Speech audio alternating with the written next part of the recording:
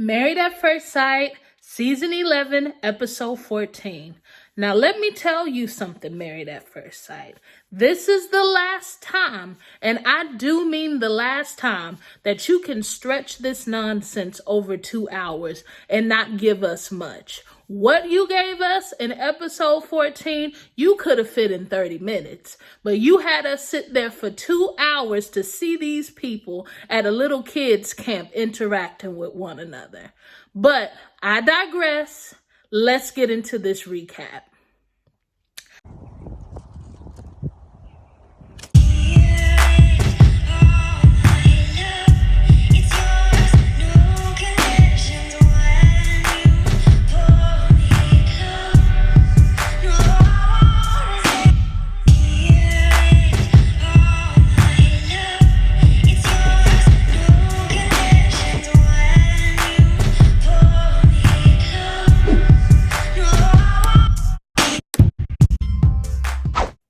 Hi, Fruitful Family. This is Brittany, and this is another episode of The Fruitful Wife. We have just finished Season 11, Episode 14 of Married at First Sight, and let me just say, these couples went on their retreat, and they are literally 14 days away from decision day. Now, what's so crazy to me is that they are not 14 days away and it's only been 2 months. They are embarking on 4 months of being together. They spent, about 2 months in quarantine with each other? So they have had the opportunity to spend an incredible amount of time together. They have had the opportunity to endure a lot of stress together because, as you all know, when the pandemic first hit, it was very stressful and there was a lot of uncertainty going on with it. So they have gotten to see each other in some events that it took other married couples much longer to experience together. And I truly believe that these situations either bring out the best in you or it brings the worst out of you. And we see that happening on both ends with the couples. So let's get started with Brett and Olivia.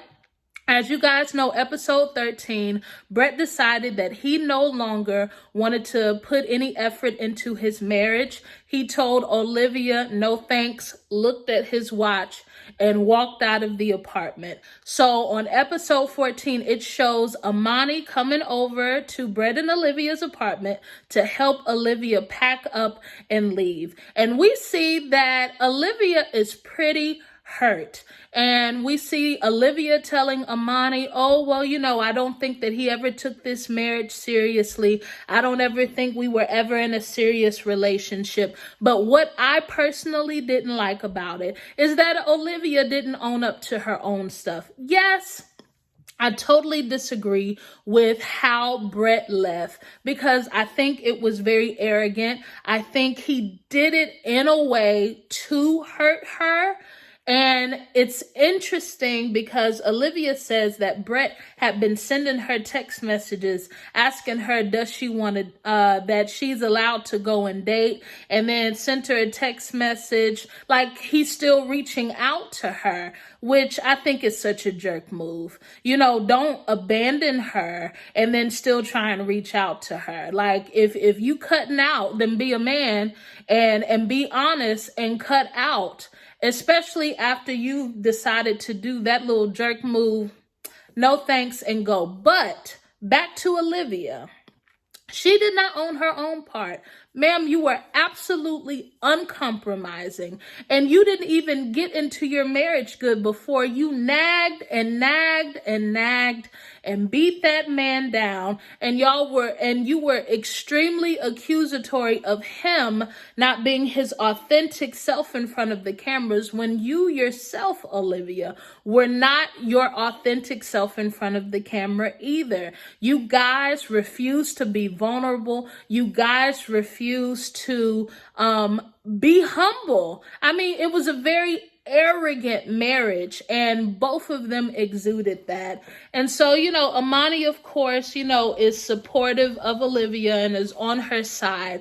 And, I understand, wanting to be a friend. But in my opinion, a real friend doesn't just take your side because they like you. And plus, I'm sure Amani has not had the opportunity to really hear Brett's side about anything. So, you tend to flock to the side that you have heard. But, we all know that there's his side, her side, and then there's the truth. And we know that Olivia really wanted a travel bag boy and not a husband. That she really wanted, a play date in the form of a man. And that's not what marriage is. And if you think that you are not going to have to give up some things to acquire mutual things, then, you really don't have a good perspective, or should I say a realistic perspective on marriage. I think that it is equally both of their faults on why the marriage did not work, and they really had a lot of potential. I know that they had some foundational issues, which is what Brett said. And really it was, I knew that something was going on when Olivia's parents were so serious about, her faith and her being a Christian. And Brett was like, I don't want anything to do with organized religion. Let me tell you something. Besides not making equal pay, besides, all that other stuff, it's already extremely difficult if you have everything else in common, to be unequally yoked. And some people do it, some people have thrived, but if you don't have to, why go in with the struggle? But I guess she didn't know that, right? Because married at first sight. And honestly, they ask that question, don't they? Don't they in the interview process, ask what their faith is and ask, is it a deal breaker not to have someone in their faith? I wonder what Olivia answered. I wonder, did she say that she wasn't bothered by someone who wasn't of the same faith, or that it wasn't a deal breaker if someone was not Christian as she is? And maybe, her parents, think she's Christian, but she's really not. There's a lot of factors to that. But, we see the end of Brett and Olivia because they definitely did not go to the couples retreat.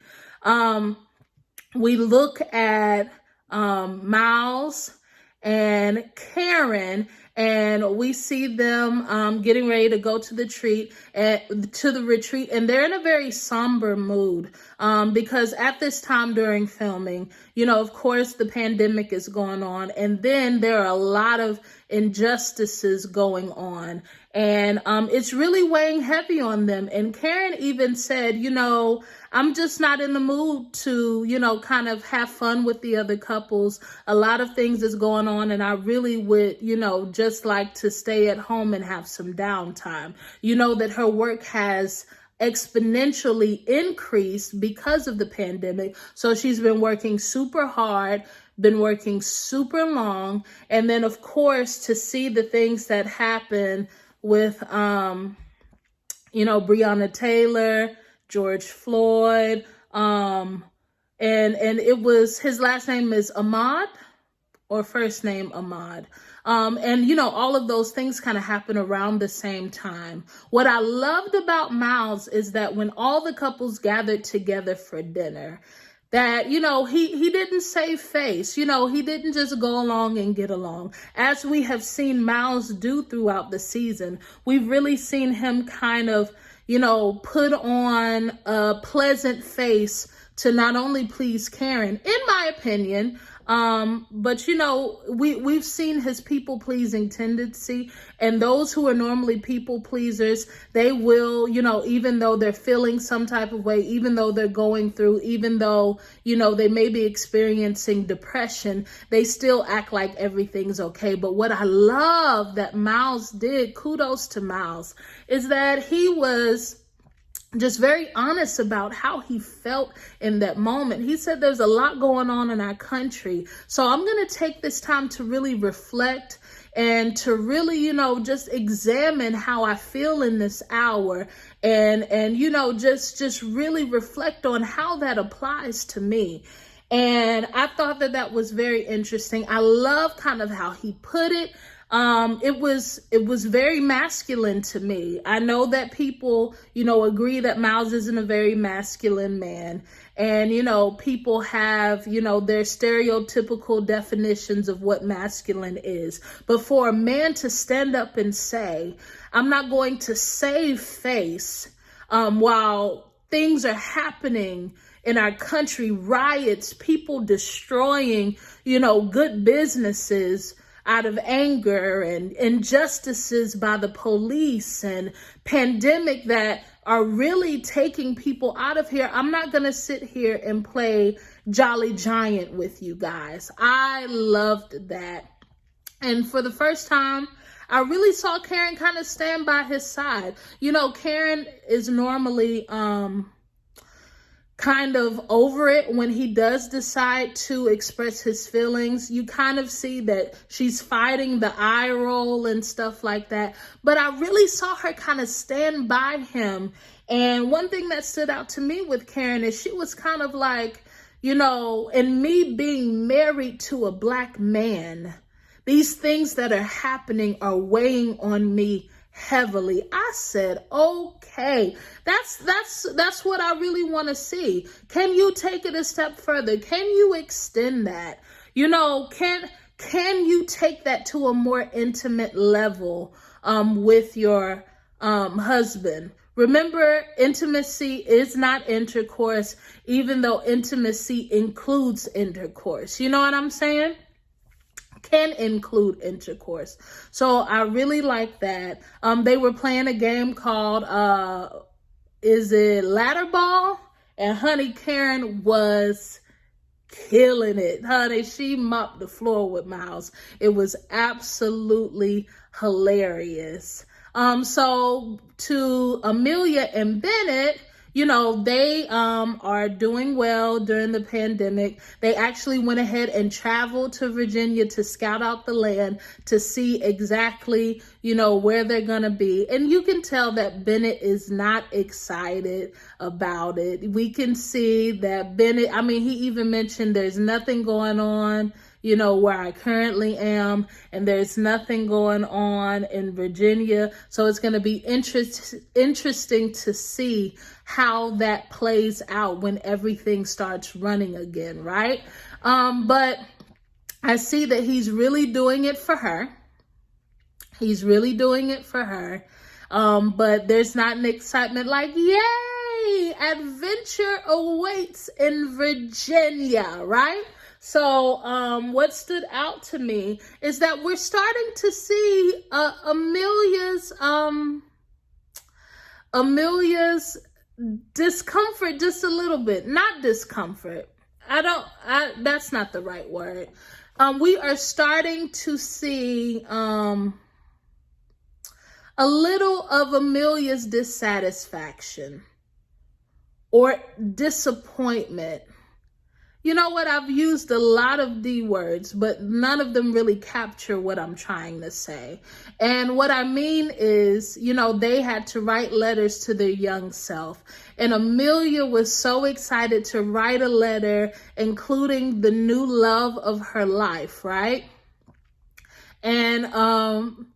And she said, when you're going to meet a stranger and you're going to fall in love, something to that effect. And it was real cutesy, right? It was cutesy. But when it came Bennett's turn to write to his younger self, Bennett was warning his younger self not to let somebody borrow his Pokemon card that would later be worth like $20,000 or something like that.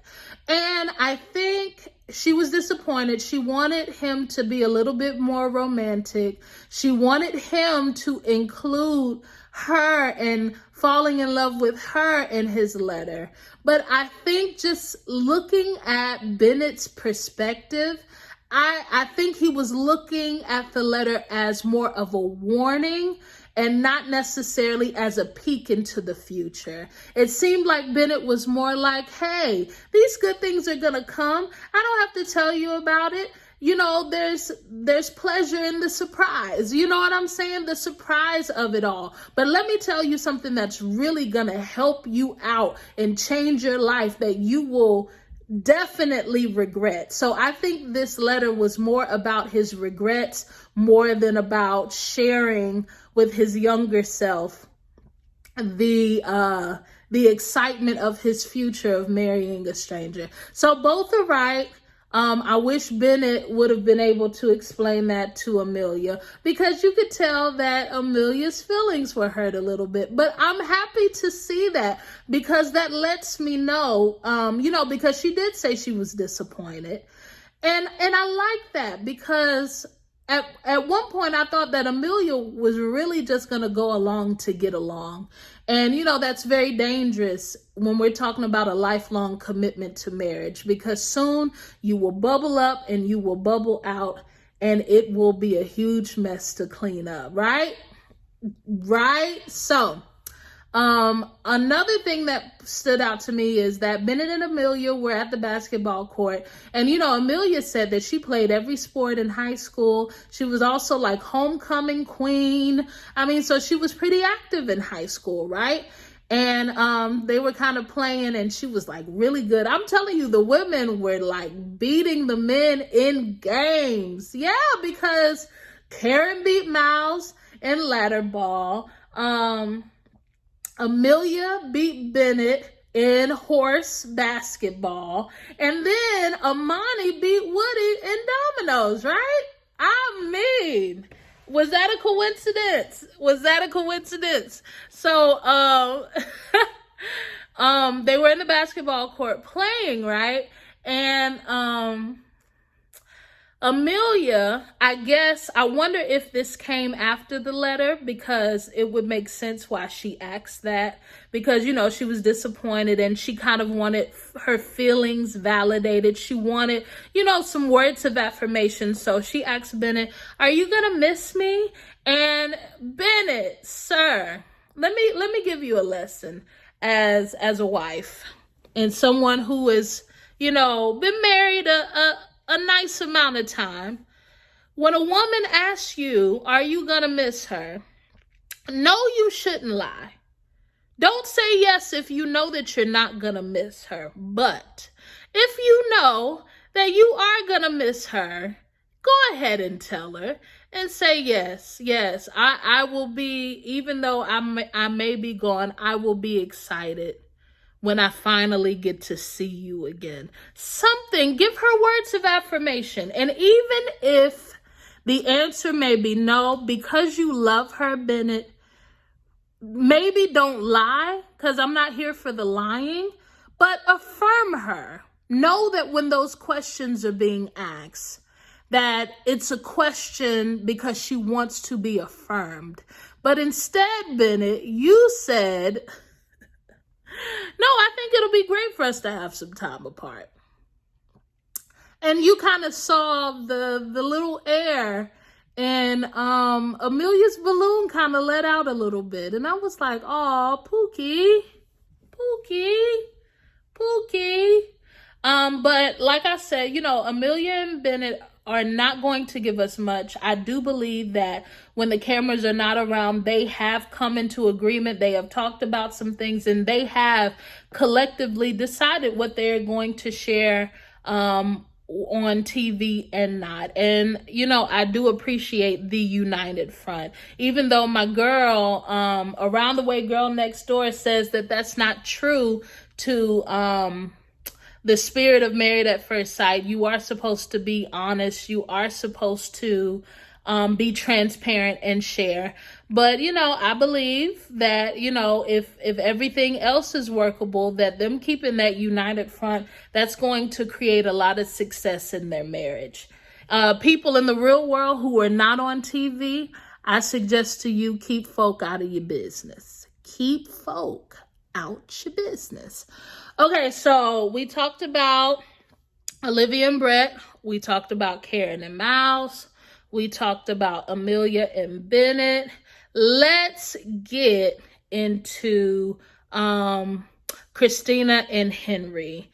Y'all, so Henry is just really just disgusted and offended about the accusations that Christina brought to him on episode 13, claiming that he has been unfaithful to her and has actually been in a relationship while married to her with another man, even though Christina, who I believe has been a habitual liar, did not have any receipts to show this text that she received from somebody. She didn't have any receipts, any proof, and even if you don't have the text, call the person up, put them on speakerphone and say, hey, tell Henry what you told me. See, that's what mature grown folk do. Mature grown folk don't come with no he say, she say, and don't have no receipts to back it up. Especially something as just huge as infidelity. So I believe that she lied. I believe that she did that to get a reaction out of him. I believe she also did that out of her insecurity, because, she can't understand why no guy would just want her like that. He must be gay if he doesn't want me. It shows huge insecurity. So Henry said that Christina had not been home much, but there they are in their apartment silently packing for this couple's retreat, which is very interesting to me. And Henry is saying, I am dedicated to seeing the process through. I think that's very honorable. But here's my thing, Henry, because we're not going to put everything on Christina. Yes, she's a liar, and that is to be pointed out. But, sir, you never gave her anything in the first place. Even before you knew that these signs of dishonesty were there, you didn't give her a thing. You were absolutely dry. You were absolutely withholding. You were absolutely unaffirming. And I don't appreciate it. You have not been a good husband. And in turn, we see Christina's true character coming out, and she has definitely not been a great wife. So they go to the retreat, and what I didn't like is that when Miles was having his moment, just sharing about all of the current events and how it's weighing on him. Christina decided to have a tear party, not a tea party, a tear party. She decided to have a tear party, and kind of take on that moment herself. And, it just seems like true Christina form.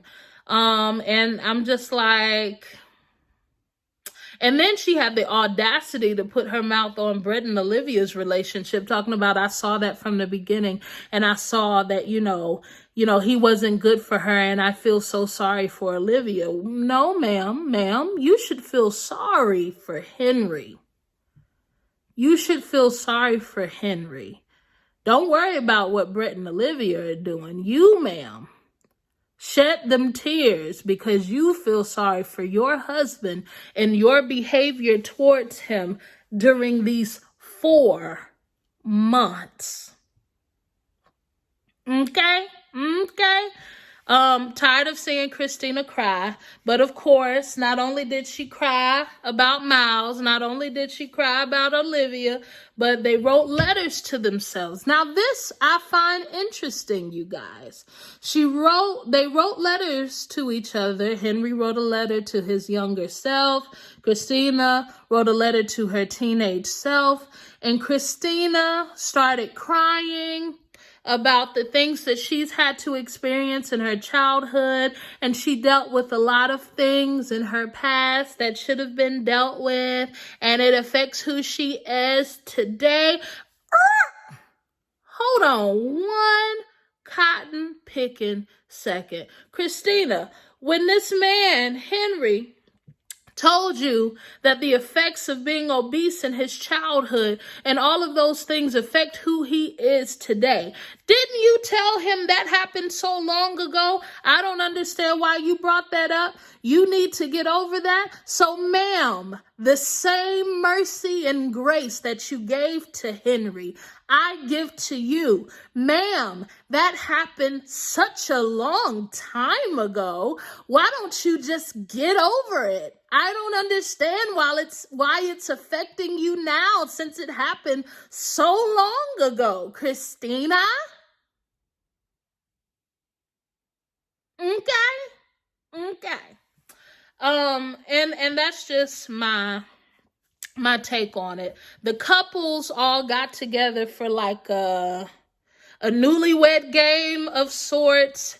And it was so interesting to me that Christina and Henry got a lot right. I think they were like in second place to win. Karen and Miles ended up winning, I believe.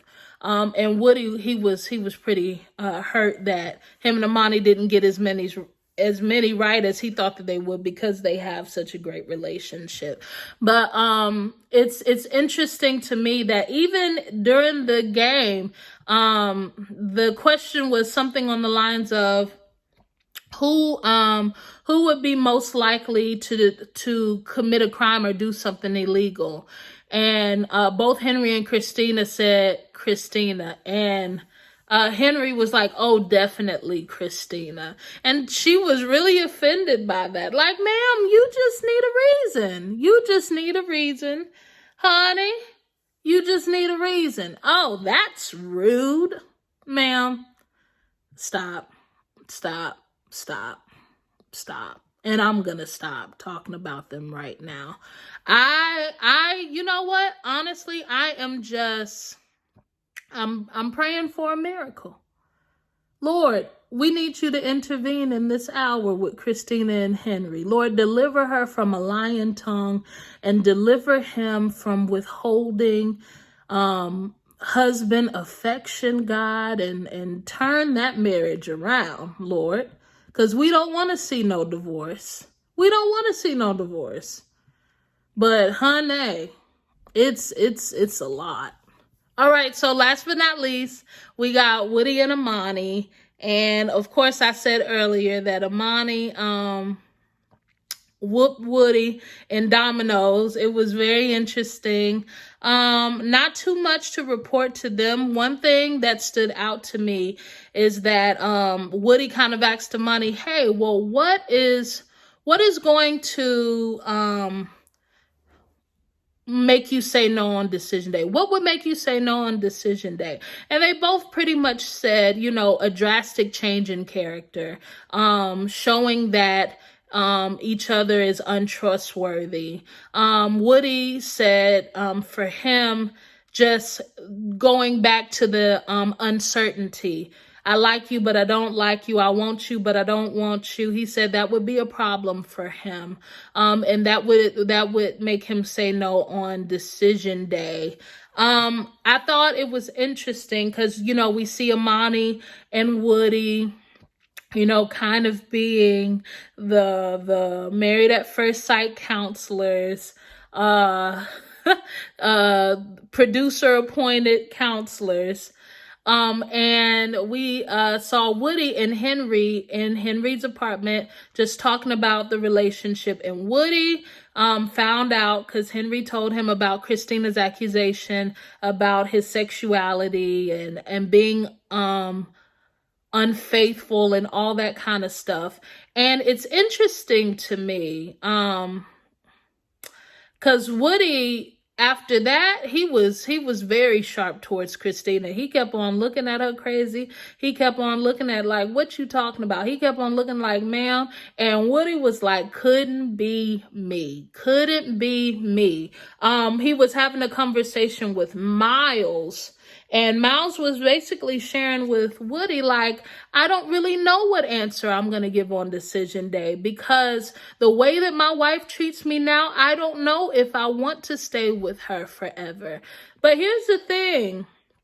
And Woody was like, you know, I couldn't do it. I couldn't just be with you and you not give me a timeline to where, you know, I can be intimate with my wife and have intercourse with my wife. He said that wouldn't work for me. And, you know, Miles is saying we've built a really good friendship and we've grown closer. But, you know, I still feel like my needs are not being met. Well, here's what I say, because Miles is a Christian. And he says that God led him to do this. Then, sir, you need to stick that thing out. And then you need to persist in prayer as you've been patient. Because, you know, God hates divorce. You know what I'm saying? And, you know, it's one thing if you're not Christian, then, you know, the world's going to do what the world do. But, you know, if you believe that God did this, then you need to press and be persistent.